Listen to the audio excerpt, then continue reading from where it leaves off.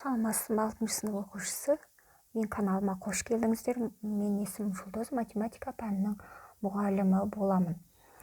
Біз бүгін тағы да логика, яғни пил емтиханына келетін логика пәнінен мына есепті талайық. Сабақ басталмастан бұрын мен каналыма жазылып алыңыздар, себебі мен каналымда күнделікті осылай сабақтар түсіріліп отырады, яғни емтиханға дайындалғанға өте жақсы көмекші құрал. Сіздер уже қалыптаса бастайсыздар, емтиханға қандай есептер келетінін білесіздер. Ал енді А қосу Б-ны тап дейді.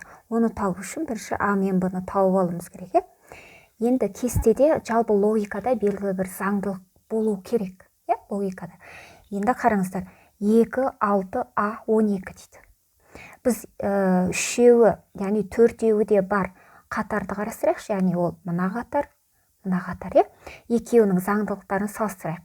3, 5, 2, 15, 2, 5, 3, 10 дейді. Қараңыздар, 3-ке 5-ті көбейтсек, 15 шығады. Дұрыс па? 2-ге 5-ті көбейтсек 10 шығады. Демек, 2-ге 6-ны өтсек 12 шығады. 1-ге 7-ні көбейтсек, Б 7 шығады. Яғни Б 7-ге тең. Келесі, енді біз А-ны табуымыз керек. Қараңыздар, енді мына ортаңғы 3-ші тұрған бағанға қараймыз.